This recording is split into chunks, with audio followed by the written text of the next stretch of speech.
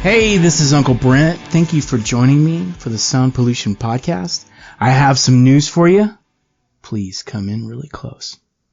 A little closer. That's too close.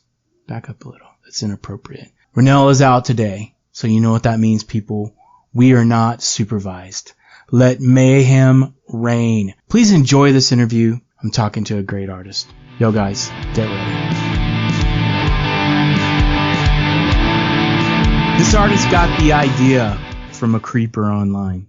It was the fire she used to take her songs and brand to the next level. From the East Coast, West Coast, and South Coast too, let's welcome Cleopatra recording artist, Trashy Annie. Yay! Woo! What's up? Nada. Just staying busy and trying to keep up with life. You have seemed very busy. Yes, very busy. Things have been a little crazy. We're in a bit of the eye of the storm right now between tours, but it's been a hell of a year.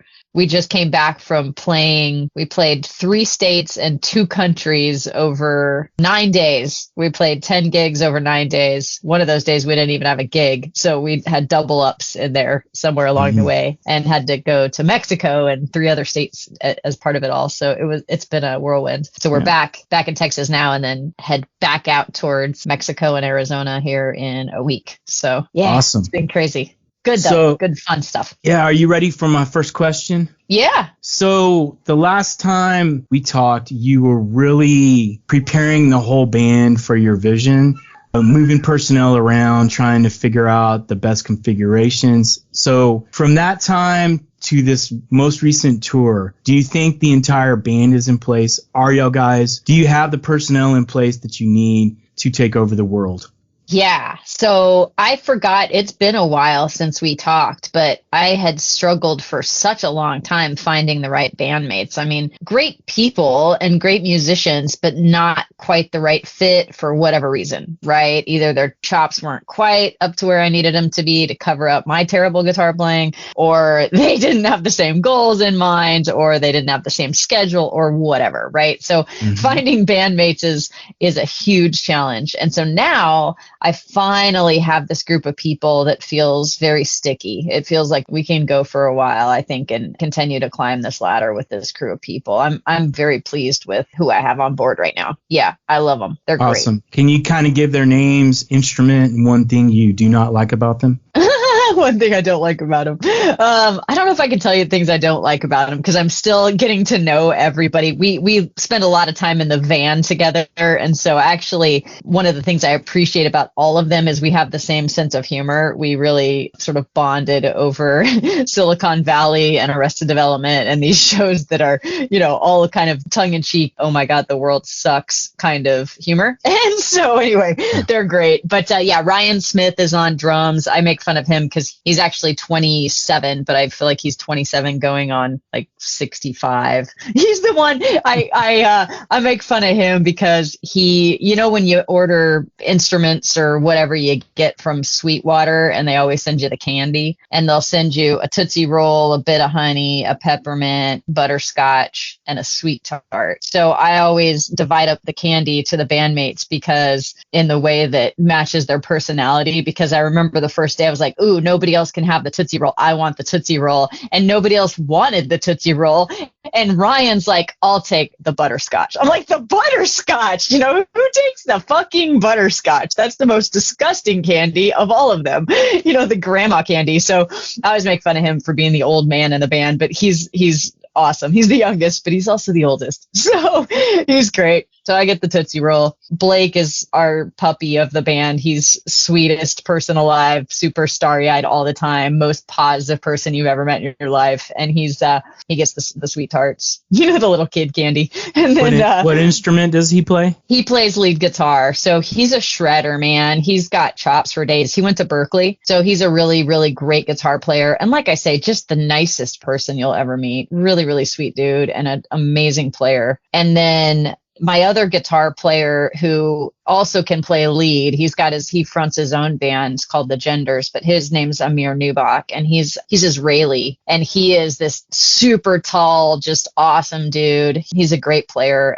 but he was kind of a sub for us for a while, and now he's become a more permanent member and has kind of freed up his schedule. He was in a lot of projects, and so he freed up some of his other projects to be able to go on the road with us and be a more permanent member of our band. So he's in the mix and awesome. And then Miles Barker is my bass guitar player, and he's been with me the longest. So I think I've had him through our last couple of talks. He was one of the first guys that stuck with me through, all the other people that we've tried to put in place and haven't worked out. So he's kept sticking it through, and he's just great as well. So that's my bass player. And then who am I missing? Did I say them all? Drums, guitar, bass. So yeah, those are the five of us. You do have auxiliary players too that you bring on for special situations, right? Yeah, we've got this really awesome girl, Jamie Jordan Brown, that has just started playing with us very recently, and she's a fiddle player, but she's really a multi-instrumentalist, so she plays all kinds of things. She plays accordion, she plays piano, she sings. She's awesome. And I've been looking for kind of a multi-tool, like you said, an auxiliary player, but somebody that's kind of the Swiss Army knife that can jump around, because I love fiddle in a rock band, but it doesn't always fit on every song. So, having her jump over to keys or sing or, shakers or whatever is a cool thing. So we're sort of working her into the mix. She's very new to us, but she's just been a really natural fit. So yeah, it's been great. And then I've got a guy out that lives out in Florida named Juan that has played percussion with us a handful of times and plays out in Hilton Head when we go out there and play. And so yeah, I've got some other guys that'll jump in with us from time to time, but those are kind of the core group, are the ones that I described. That's awesome, because I remember there was a time where you were just like pulling out your hair, just trying to make things work. And so I'm glad that things have really settled down for you, as far as that goes. And the other thing I think about is when I'm like stressed out because I'm having personnel issues, I think about, what did I tell her? I told her everything was going to be all right. So I have to tell myself everything. You did.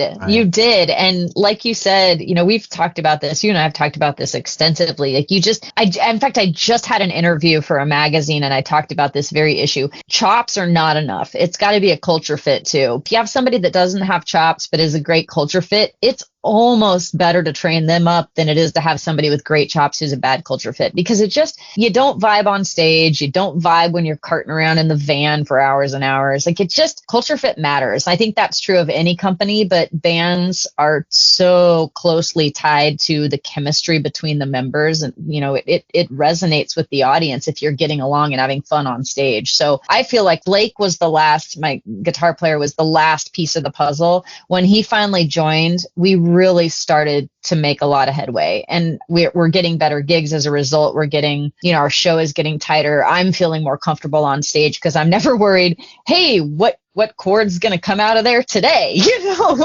Or having to lean over and say, hey, this song is in C minor right before we start playing it. I don't have to do that anymore. And so that's freed me up to start thinking about what I can do to improve, because I'm still really new. There's still a lot of things that I have to learn and get better at on stage. And so now I can finally work on that stuff instead of having to worry about whether the band knows the songs or not. That's awesome. So my next question is, you're going to play Circus Mexicus? Yes. And my question is how did you get that show? What did you have to do to get that show? Did you do some of the stuff in some of your songs to get that show, or how did that work out? Hookers, the blow, all sleeping around with everybody, I mean, that's the easy way in. I did it the hard way. So I have been so excited about the idea of playing Circus Mexicus, because as you and I talked about on our first chat, I've played that a few times with the Peacemakers on horn, but it was always this, hey guys, I'm here with my trumpet. Can I play too? And they were so cool because they let me join them on this huge stage for thousands of people. And I was so nervous. And the whole thing was just this really cool turning of a page for me with music, because I really go back to those moments playing with those guys and feeling like that was the moment I decided I really needed to go back into music after taking 20 years off of playing horn. I don't think had they not been as cool as they were about letting me join them, that maybe any of this would have happened. And so it feels like this really monumental thing for me to be able to go back and play Circus Mexicus, where it all kind of started with my own band. And I'm just really excited about it. So the way it all unfolded is we played a show with another friend of ours,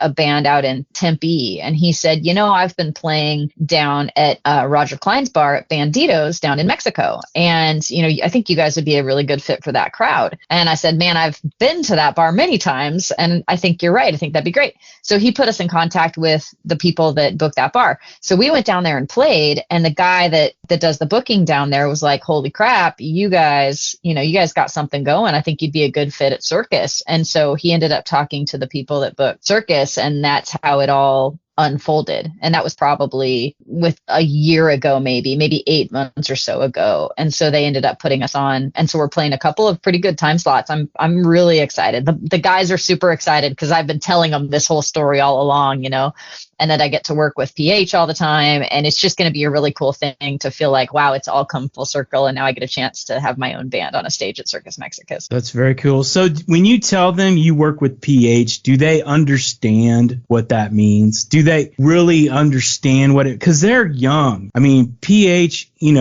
their heyday was really kind of in the 90s, early 2000s kind of thing. And so not that everyone doesn't love them now, but they were more popular then. So my question is do they really know who PH is? I don't think they have an understanding like you and I do, because to your point, other than Amir is my age, Amir is getting up, close to 50 or so. And so he knows because he was around back in the 90s when they were huge. The other thing about the Peacemakers is they just have a really loyal fan base that has followed them for, the last 20 years, 25 years, whatever, through all of it, through them not being on a label, through them going independent and all the different albums they put out over the last few years, whatever. They just have a really loyal fan base, and it's very cool. I think that fan base is going to enjoy us because we cross over a lot in our messages. It's very lyrically driven rock and roll. And I think Roger Klein is an amazing songwriter in that respect because his lyrics are so good. And then PH brings in all of the sparkle, and kind of the rest of the band all sort of wraps all those cool lyrics with a really cool rock and roll feel, Americana feel. And it just makes something that, I love their music. And so, to answer your question, I don't think they really do in the way that we do, but I'm really excited for them to get a chance to see the Peacemakers play and have a better understanding. Because one thing I was explaining to them in the van, we just came back from playing Banditos down in Mexico a few weeks ago. One thing I was explaining was how they have built, when we talk about culture, they have done a great job at building a culture. When people are passing around sombreros during Mexico, or when they're passing around the little alien during their UFO song, or when they're like, they have just built this thing that people feel like they're all a part of it. It's not just a really good band playing on a stage where you're watching it and then you leave and you're done with it. They've built a family. And I think that is something that a lot of bands could learn from. So I try to teach the boys about that too. I'm like, we need to, people need to be coming to our shows wearing glitter and cat ears and Mardi Gras beads and sparkly stuff because they feel like they're part of this thing. And so I think that's what we're trying to learn from what I've seen with the Peacemakers, as best we can, because they've done a great job with it. I think the key to that is being available when the people come. I had a friend that talked about, they may not remember everything that happened, but they will remember how you treat them. Yep. And so as long as I don't have any negativity towards the people, then I kind of go forward with that. That's what I try to put out too. And you do that too, because you have little kids wearing cat ears for you, bears wearing cat ears for you. All kinds of crazy stuff going on. So it's cool. It is cool. I like the fact that this band, even though we are really not what you would think of as a family friendly band, right? We had a band that we were trying to open for take a pass on us because they said, we're really family friendly. And I said, that is totally fair, because we're really dysfunctional family friendly, right? We really are. We appeal to the people that are a little fucked up, but in a like, it's okay to love yourself and be who you are and whatever kind of way. So I like the fact that we have kids that are 4 years old dancing around to our songs about hookers and blow, and then we've got 80-year-old grandparents saying, oh my god, I love your music, I miss the old days of rock and roll. So to me, we can appeal to everybody, even though we're a little dirty and we're a little E-rated in what we do, but it's all in good fun. It's all meant to be just an okay place to express yourself and be who you are at any age. And really, your songs are about that. You tell a story, but a lot of your songs, that's the meaning behind it. So if y'all guys have listened to her song and you're like, oh, that's kind of risky, it's not about necessarily exactly what you're hearing at that moment in time. It's about, accept yourself. You're going to be accepted when you come to see us. And people are going to have to like reach a little deeper into your lyrics to really feel what you're about. Not that you make it very difficult, but there are some things that righteous people, it may ruffle their feathers because they don't listen to it. They don't listen to what you're doing. That's right. And those people, if that's their take on it, if they're kind of surface level about it all and they can't get behind what the message of the song is because there's some swear words in it or because I talk about a dildo or something, I mean, that's okay. My music's not going to be for everybody, and I get that. But I do think for those of us that understand what you're saying and realize that what I'm writing about is being okay with yourself at the heart of all of it, being okay with yourself and being okay with everybody around you and letting them be okay with themselves and not being so damn judgy about the world.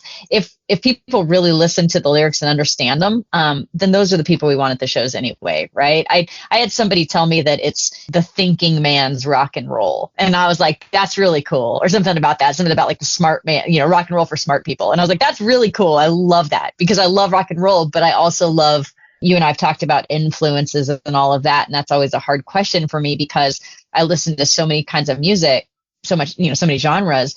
But one thing I've always loved about singer-songwriter and even rap and hip hop is that it's very lyrically dense. It's very emotional and they come up with really catchy things and sort of turn a phrase and all this stuff that, double meanings and innuendos and stuff that I love. And so I've kind of taken some of that and sort of wrapped it in a rock and roll package. And so I thought it was a cool comment for somebody to say. That is very cool. And the coolest thing is you're a female. Because a lot of females don't have your balls. You know what I'm saying? I do. I do know what you're saying. They just don't. You just like decide you're going to do something, go do it. But so then I have a quote I need on my website. A lot of females don't have her balls. Uncle Brent, 2024. Can you please go on and review us? Please review us and write that. It's so funny. I would love it. So my next question is, and I've just kind of heard about this, so I haven't had a chance to like really do any snooping, but you're going to do a live show and record it, correct? Yes. And you're going to do that in Austin, right? Yes, on the 1st, June 1st. June 1st. So where's it at? It's a place called The Pershing in East Austin. And this is normally a private club. It's a really cool spot. It's got it's just awesome kind of old renovated house kind of thing, but they also have a music hall attached to it where they do concerts. And I just saw Band of Heathens play there not too long ago, and it was a great show. They've spared no expense on their sound and lighting and everything. It's a really great room. So I'm really excited to get to go play there. That is awesome. So this big build up, you have this new band, well, not new anymore, but you have this roster of musicians that their teeth are sharp, they're ready to eat. And then you're playing Circus Mexicus, so I'm imagining you're kind of getting ready for that as far as your sets there. So my question is this. So for this live show, and once it's out there live, it's going to be out there forever. So my question is do you have any special plans or any special artists jumping on stage with you at that show? And if you do, can you talk about it? It is mostly going to be, here's what my plan is for this show. So I have put out one studio album, as you know, Sticks and Stones, which I'm super proud of, worked on it with PH and Jeff Lesby Brault and all those guys. And that was pre current lineup in my band. So I want to showcase these guys because my live band is worthy of putting on an album now. I didn't always feel like that. And I still feel like, you and I have talked about this too, there's always a place where studio musicians and people who do this all the time are going to oftentimes be better on a studio album than people who are really, really good at playing live because they're kind of different skill sets. Somebody like PH is a different example because he has all the experience of the studio, but he also has been playing live forever. So he's great in sort of all regards. But that's not always the case. A lot of times people are way better in the studio or way better on stage or whatever. So I'm never going to probably be the type of artist that just has my live band play on the albums or just has studio guys.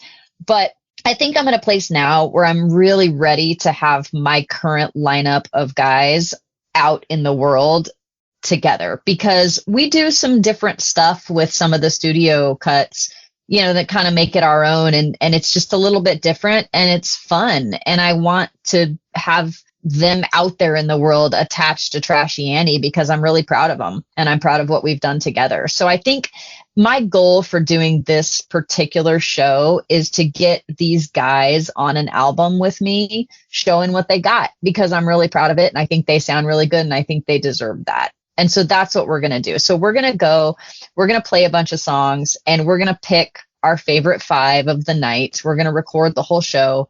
We'll pick our favorite 5 and we'll do a live EP that's live from the Pershing. And I'm really excited about it because I think it's going to come out really, really good.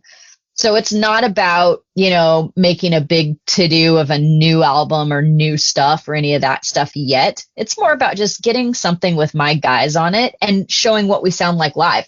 Because that's something people always ask for anyway. They say, hey, you know, give me a cut of you guys live. And it's so hard when you're small like we are, where you don't have a roadie and you don't have a tour manager traveling with you and all these things, for anybody to even get video of you that's not just on a phone, you know? And so we're also trying to get some really good live video so that we can show booking agents and festivals and things, what are we like on stage? Because it's really hard to tell from a studio album. So that's kind of the goal for the first. And I hope a lot of people show up and, you know, get crazy and hoot and holler and stuff, because the more energy we can get from the crowd, the better the album's going to be and the more fun we're going to have on stage. And we're doing it as a free show, all ages, you know, come one, come all, bring all your friends and do the thing. So I'm just excited about it. Yeah, that sounds awesome. I am happy for you with Thank everything you. that's going on. So I want to get into the first song. I went through and picked out 3 songs because, you know,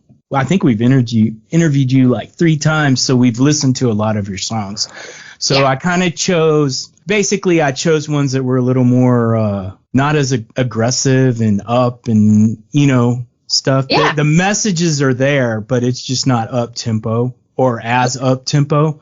So the first one I have is called The Leaving Kind. So this is not, I wouldn't say a sad song, but adding that string part makes it really great against your heart. The string part, I mean, you do need a nice bed for the strings to play over, but adding that just added like a whole nother level to the emotional part of that song. So my question is when you wrote the song, 5 minutes after, during it, while you're writing it, did you hear the string part in your head? From the first day I wrote that tune. I remember when I wrote that song, and I have been, this song is me, man. Like, I have always been the one, I cut and run super quick with all things in life, not just relationships, but jobs that I'm unhappy with or situations. I am such a forward-looking person. I don't want to spend time in something that is not giving me what I need or giving me joy or squeezing every little ounce of juice out of this short little time we have on the planet, you know? So if something's not working, I'm a big fan of pivoting and going a different direction. And so I wrote this song sort of with that in mind. And I didn't know exactly what the fiddle part was going to be, but I definitely heard a fiddle because strings are sad. Strings, I love orchestras. I love string sections. And I had happened to run across this fiddle player in Nashville. So she played on another one on Sticks and Stones, 2 of them. Actually, she played on Revival and then she played on Last Song. And last song's this kind of Nashville-y, sort of a love song, sort of sad, but I feel like that song at some point will have its moment in the sun, but right now it kind of gets overshadowed by the rock stuff. But anyway, she played on that, and I heard her play live. She came into the studio and laid down a track, and 2 tracks later, she had just nailed it. She's got such an ear. So her name is Jenny Fleener, and she's actually Blake Shelton's fiddle player. So she was leaving the studio to go with Blake Shelton to go on tour. I was like, thanks for stopping by and cutting a track for my little album. So it was really, really cool to meet her. So I called her up when it was time to do The Leaving Kind. And I said, listen, I'm going to give you free reign to do what you want to do on this thing. I hear strings. And so tell me what you think. And she sent back this track, and I was like, this is perfect. This is exactly what it needed. So I heard a string. I wasn't sure what they needed to be playing, but she knew. She's great. That is awesome. And you did such a good job answering that question, because I had follow-up questions to get to the answers I wanted. So that's funny. You did a great job.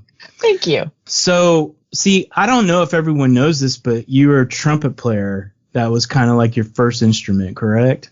Yeah, I taught myself to play trumpet because you and I've talked about this in past episodes, but I grew up on food stamps and welfare and single parent household. So I knew I wasn't going to have money for college, even from the time I was a little peanut. And so I decided to teach myself a skill. And when in my 5th grade mind, being a musician would definitely pay my bills. And so I was like, let me see what the school has to offer. So they had a trumpet, and I really wanted to play drums even back then, but playing drums as a 5th grader is a more expensive situation than just borrowing a trumpet from the school.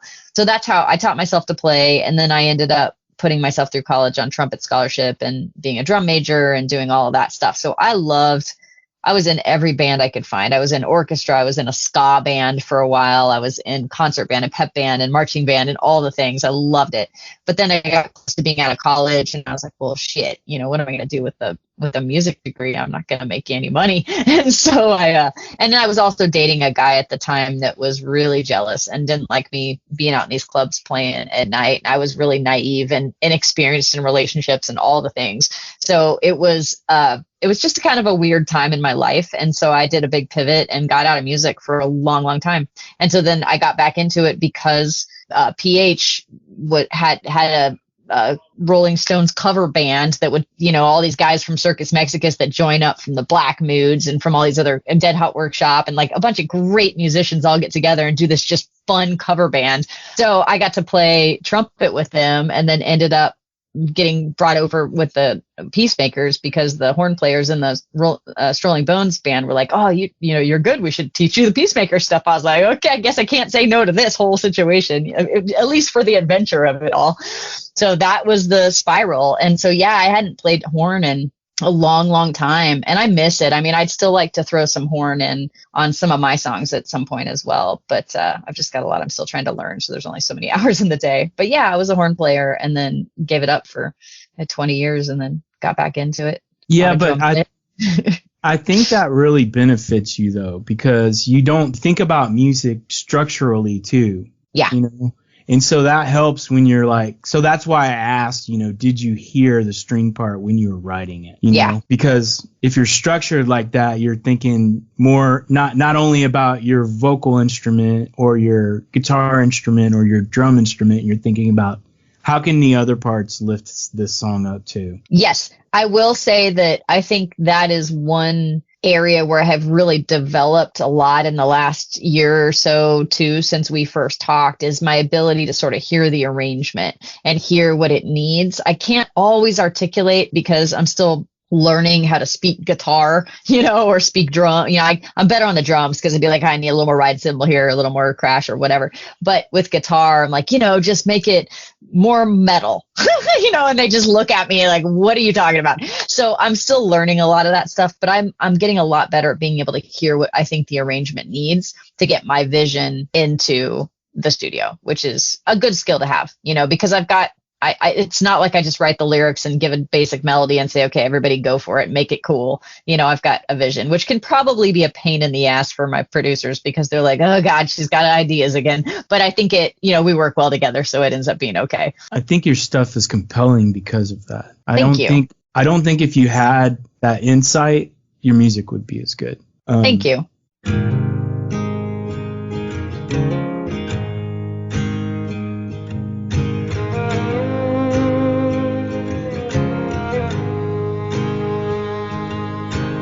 I'm the kind of girl that your mama hates. The kind trading heels for roller skates. And if you wanna go, I'm not the kind that waits.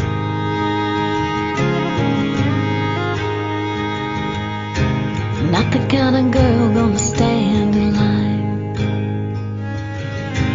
Not the beauty queen that you had in mind. And if you wanna go,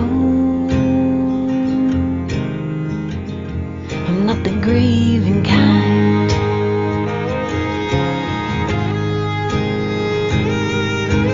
Not the kind of girl ever made you wait. Not every white rabbit runs a minute too late. Not the kind of girl play a heartstring till it breaks.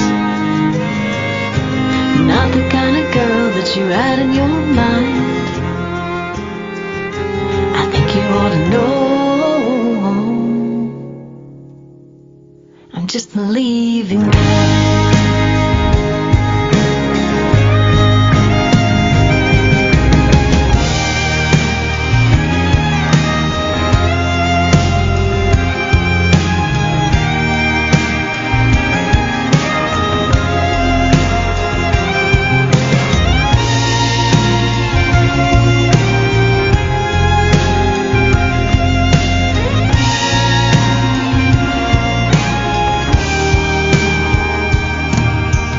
I'm the kind of girl that your daddy hates. The kind of in every kind of big mistake. And if you wanna go, I'm not the kind that breaks.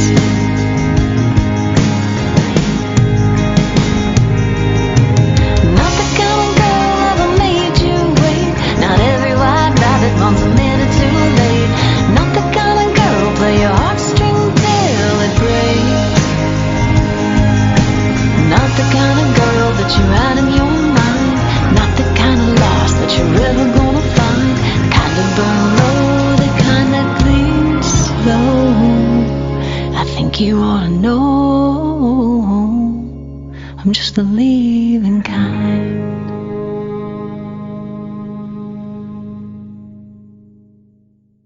Talking about adventures and stuff, let's go to the next song. The next song that I selected was Something in the Water. This has a cool little percussion intro. Yeah. It's like a great chorus adventure song. It's like, we're out of here. I'm grabbing this stuff. You grab your stuff and we're gone. Yeah. The interesting parts, I thought the super interesting was the breakdown towards the end and then the backing vocals you had going on. And the great part about it is they're going on in the beginning parts of the song, but when you do the breakdown and you pull everything back, you can really hear the backing vocals better. So my question is there's a male doing vocals in that. And so who is that doing the male vocals? So that's Jeff and PH both. So Jeff Lesby Brawl is the other half of the Tone Kitchen with PH, and they're the ones that I work with out in Arizona with we did this whole album together. So they're the ones doing any of those, not all of them. There were a couple of songs I did in Nashville and I ended up having Jeff remix them so that they really fit with the rest of the tunes. But the bulk of Stones was done in Arizona with those two guys. So the bulk of the backing vocals, for instance, all of them on Something in the Water were done by those two guys.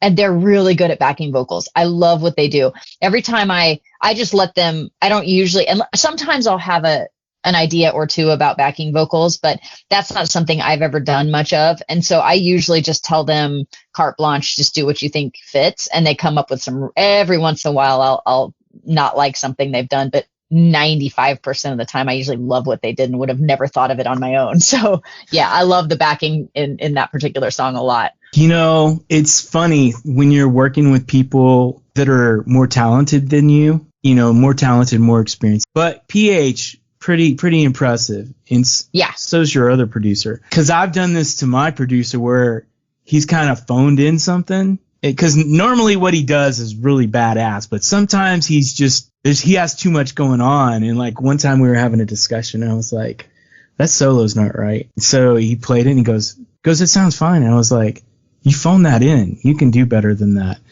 And it's just weird to tell someone that is like, because he's like 800 times better than me. And I'm like, you're phoning it in. You can do better. And so now when he does his guitar parts, he has me there because he's like, I'm not going to do anything without you because you're just a fucker. Do they do that to you when you say, you know what, you can? No. Yeah, for sure. The first couple of songs that we did together, I basically just got the vocals down and we got the drum parts down and then just let them do whatever else they thought kind of fit. But there was so much, no, I think we need to go this other direction, that the second time that we did a bunch of tracking, they're like, let's just do everything with you here. And then we can fine tune it once you go back. Yeah, for sure. And I think it's better that way anyway, because then even if something doesn't work great, I take full responsibility that was probably my stupid idea that they tried, out of my benefit. But yeah, it's fun to be in the studio anyway. I love to hear the creative process of what Jeff tries on the guitar. He'll pull out all these different amps and all these different guitars and try different tones and different ideas. And then we can bounce ideas off each other right there in real time. And sometimes I come back and I give it a couple weeks and I'll re-listen. I'll say, maybe that wasn't as cool as we thought it was on hour 10 of the 7th day in the studio. But for the most part, it usually works pretty well to stay in the same room and do it all, as much of the tracking as we can. Plus, you can absorb more of their superpowers if you're with them more. And you can You can be like Rogue of X-Men, where she just sucks the superpower out of the person. Right. I wish I could do that. I wish I could do that. So I have another question about that song. And I was like, interesting. So the song, I was thinking, the name of the song is Something in the Water. But I kept going thinking, why doesn't she call this song Let's Run? And so can you talk a little bit about that? I can tell you, because the song is about escaping a cult, right? And so the name Something in the Water came from thinking, that was the first thing I thought of. Actually, the very first line I thought of for the song before I wrote any of the rest of it was blood in the potatoes. And I was like, ew, blood in the potatoes. What else could be happening with that? And then I was like, ooh, what about, this or that? Some rattling happening here, or some keys left on the table, or some scratches on the wall, or some blah, blah, blah, blah, blah. And all of a sudden it started to unfold. So for me, Something in the Water, it just speaks to the creepiness factor of it. You kind of don't know where it's going when you see the song title. And I'm kind of a fan of that. I don't always like to give away the punchline in the title. I don't know why. Sometimes it doesn't make any sense, because it would be a lot easier to remember if I just said what the chorus is and call that the title of the song. But it's just not how I, you know how my songwriting is. There's all these little double meanings of things. So sometimes I think that just is part of it. So that's why I named it that. But yeah, it's about escaping a cult and I kind of envision this. I'd like to do a music video for this one, because I kind of envision a lady about to get married, and she starts to notice things, and then she starts to realize, oh, she's one of, a bunch of sister wives, and oh, and then they're just trying to escape. So that's kind of the way that I envision the song coming out. But also, I've got too many songs about running, so I've got like 5. There's a couple others that aren't even out yet, so I was like, I can't have another one with the name Run in the title. I gotta place things. That's what I thought it was, because a lot of your songs, but a lot of your songs are about the adventure, and running is involved in adventure. I know it is, and it's very, like, visually, you can, when somebody's running, there's a feeling of intensity, and you can it can give people the emotion that I'm wanting to give them by talking about running. And also a lot of things rhyme with running, which is really nice. But I definitely can't write any more songs about running, because I have too many already.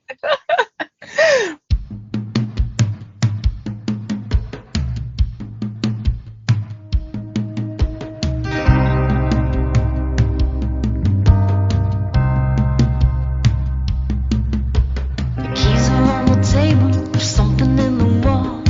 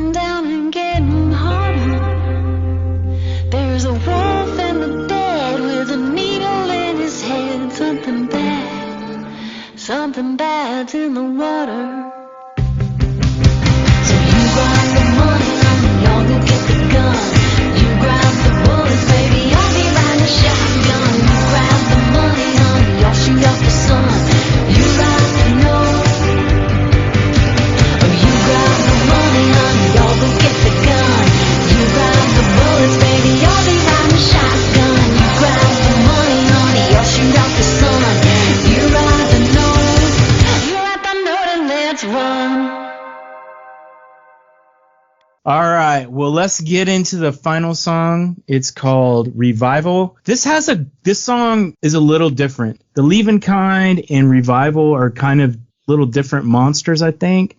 This one, Revival, has a great feel, and the only thing there's something about it that makes me feel like it's a Louisiana funeral march blues kind of feel.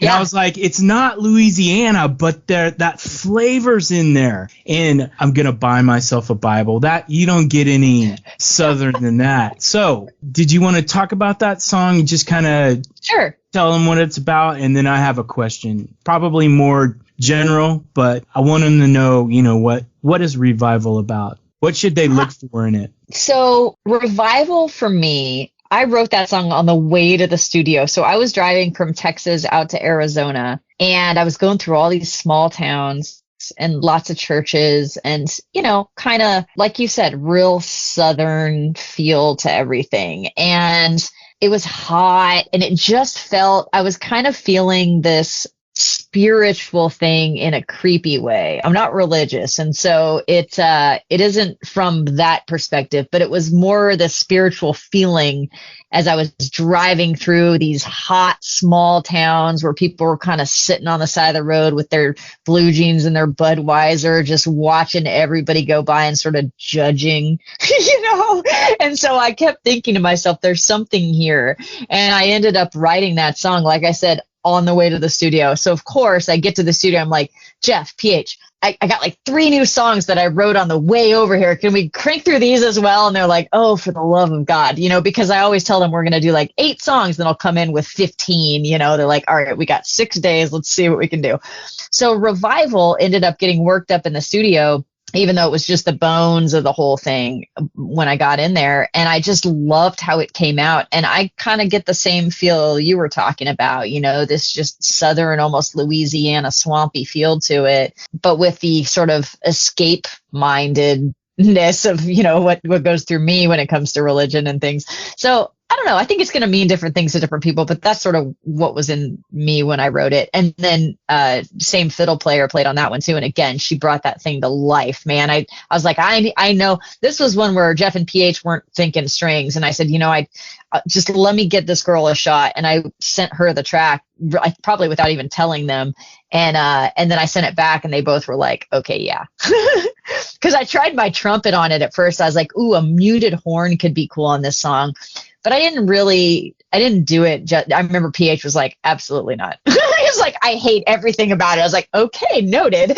So then I went and got Jenny on it, and she killed it. And I was like, yeah, that's the better thing for it anyway. I couldn't quite wrap my head around what I wanted it to have. So it was cool to send it to her because she was able to, just like Leaving Kind, she was able to take it and say, okay, this is what it needs. And she was totally right. It sounds great. It does sound great. So I have a question. I think when you're done, you're going to have a real, just solid catalog of work. So here's my question. Are you ready? Did you take your Wheaties? Do you need to take a breath? My weed or my Wheaties?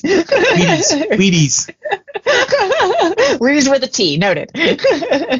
How are you going to avoid the trappings of repeating yourself musically, lyrically, and vocally?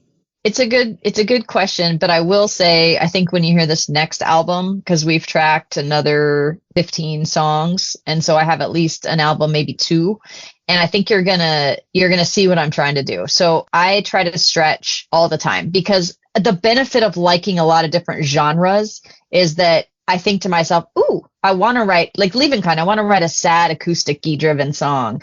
Ooh, I want to write a song that's got a little bit of rap in it. Ooh, so I've got a rap song. I've got a song that has some rap stuff in it. I've got some harder rock, grungier, more metal sounding songs. I've got what I feel is a really cool punk version of me and Julio Down by the Schoolyard, which I'm super excited to put out. So I think, I don't know the answer to how do you keep this up forever, but at least where I am right now today, I like so many kinds of music that it feels fun for me to explore other genres. And when I explore other genres, I have to stretch. I have to stretch vocally. Rapping is flipping hard. You run out of air. You got to fluctuate and not have it sound all monotone the whole time. It's just stuff I'm having to learn. So I think the key to staying fresh and different and new and not ending up repeating myself like a lot of people get stuck in that. But I think it's just trying other genres. I think not all of them are going to be great songs. Not all of them are even going to be good enough to put out into the world. But I think it will keep me thinking differently and continuing to push the envelope on how I write and my lyrics. And, again, saying, okay, I can't go back to the well, 10th time about running. I think I got to go somewhere else. So for me, song prompts are interesting, just Googling song prompts and just picking something, or, having somebody give me a song prompt and trying to write around that. That's always a cool challenge. But I think continuing to challenge myself lyrically is a fun thing for me to be doing. So I hope to be able to keep it up and not get too repetitive down the road, because I love songwriting. That's the thing that I love about all of this. And so if it starts to get too repetitive, I think the joy might be coming or out of it for me at that point, I understand that. I can't imagine not writing songs, and it's not like I'm writing all the time, but my mind is always turning in that direction. Like if I hear a cool phrase, or if I hear something, those two things should never go together. Let's see if we can put them together. 100% same. I see stuff, or I hear something and think, well, that's weird. I wonder how we put that into a song. I have a song called Jake, and one of the lines is, love is just the icing on the urinal cake. And I remember thinking, because somebody in my band had said something about icing on the urinal cake, and I was like, I need to work that into a song, because that should not go together. So I understand exactly what you're talking about.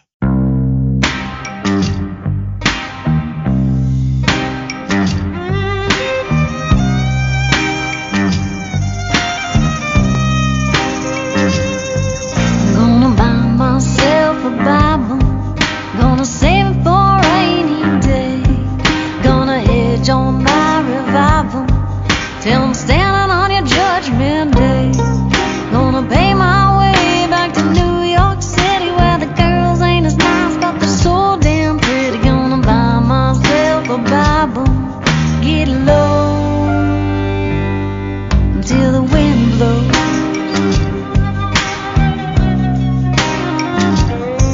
I'm gonna buy myself a halo, 'cause the devil, man, he made me mean. Gonna wash my wings in white robe till the holy water gets me clean. Gonna pray my way back to New York City, where the nights ain't as bright, but they're so damn pretty. Gonna buy myself a halo and get low until the wind blows.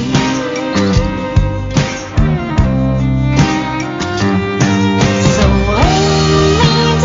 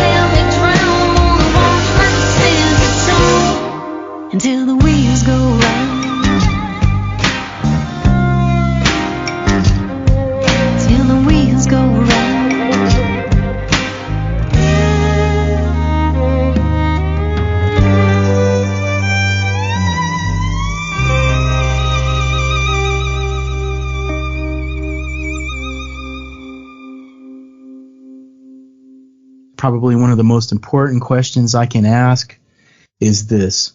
Where can our listeners find you? In El Barrio or Mexico? Where can we find you if we need to get hold of you? Good news about the name Trashy Annie is that nobody had it for any reason other than me. So I own everything about Trashy Annie. So it's just a Google away to find me and the band, pretty much any platform. But I have a trashyannie.com website that has links to everything, has links to all the socials, has a newsletter if you want to keep up with the tour, links to bands in town and all those things. But for tour dates, I think bands in town and the website are probably the two best places to go. For streaming, pick your weapon of choice. We're on all of them. YouTube, Spotify, all of the things, whatever you like. We're out there on that too. I will mention one cool thing that we didn't talk about. I told you I've got a new album in the studio that's going through the final overdubs and things. So that'll be out at some point, hopefully this year. And then I'm working on a collaborative project with a guy named Tommy Price. Have I told you about this yet? You have. I didn't know if you wanted to talk about it, so I just Yeah, it's he's been Joan Jett's drummer for 40 years. And so he called me up. He got a hold of Sticks and Stones through a mutual friend of ours, Danny B. Harvey, who sometimes I play drums for here in Austin. And that guy's super connected. He's an amazing guitar player, kind of rockabilly world. So he had sent my album over to Tommy, and I get this call from fucking Tommy Price, and he's like, "Hey, I think we should write some music together." I'm like, "Wait, fucking Tommy Price." Like, okay, yes, we should definitely write some music together. So we've got a couple of tunes. We've got one that'll probably come out on this Trashy Annie album. And then we've got a whole slew of other stuff that we're working on together that'll probably become its own full album that hopefully will bring in PH and Jeff on that stuff too, because I'd like to get the whole team together because I think it's going to come out really badass with that group of people. So I'm really excited about that. I think that's a big honor to get to work with somebody. He's also the coolest dude you'll ever meet. I mean, just so nice and humble for somebody that is like top of his game, rock star. So yeah, that's a cool thing that's happening. And then yeah, hopefully the album we'll get at least another Trashy Annie album out this year, and then hopefully the Tommy Price collab album shortly after that. So some good stuff coming out, I think, of the studio this year. That is cool. I'm sure the guys will be very excited to work with him. Yeah, for sure. For sure. So that is awesome stuff. Still trying to find something that I think that you and me could do together. Like, I've been playing with stuff. I don't want to give you something that's like totally already written because it won't have the flair. I like half-baked stuff. I've never written with anybody before, and so to get the chance to work with Tommy is a whole new, when you talk about how do you keep things fresh and new and not repetitive, working with other people is such a big part of that. And I've got a lot of ideas in my head that I'm working on trying to get out. And so I was like, I don't know if I've got time to work with other people. And then I was like, what am I thinking? No, I need to do that because that's going to make everything better. And it's going to bring new ideas to the table that I never would have thought of.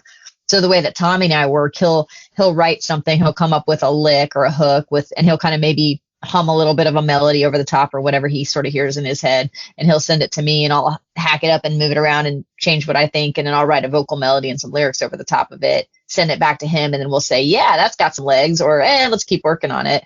And it's just a fun way to work because it allows us both to have our creative stuff in the mix, and I think it comes out really great as a result. Well, time will tell, but I think it's going pretty well so far. I think the cool part about writing with someone is someone goes, hey, I like this part. And you're like, I wrote that part. And so that's kind of cool, too, when someone recognizes something that you did in a song that you co-wrote with someone and they pick up on specifically what you've done in that song. For sure. That happens sometimes in even the album with Sticks and Stones. Like someone will say, I like X, Y, or Z thing. I'm like, like the fiddle. Like you're like, I love the fiddle in this song. I'm like, yes, that was an Annie idea. So it is cool. And like we said, I mean, writing with other people just expands your thought process and your comfort zone and your ideas and all the things. So yeah, writing together is great. I love it. I'm excited to do a lot more of it.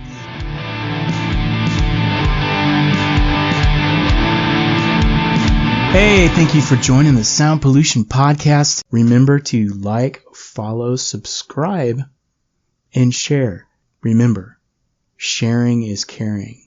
And it can also be like if it's someone you don't like, if you share with them, it could be because you don't like them too. So just share it. Just, get through it. Just click the share button as soon as you see it. Let's just get it over with, because then it's less stress during the day and it just makes your life easier. So if you could share, that would be fantastic. I hope you enjoyed the interview. I hope y'all are having a great week. Remember to make some noise.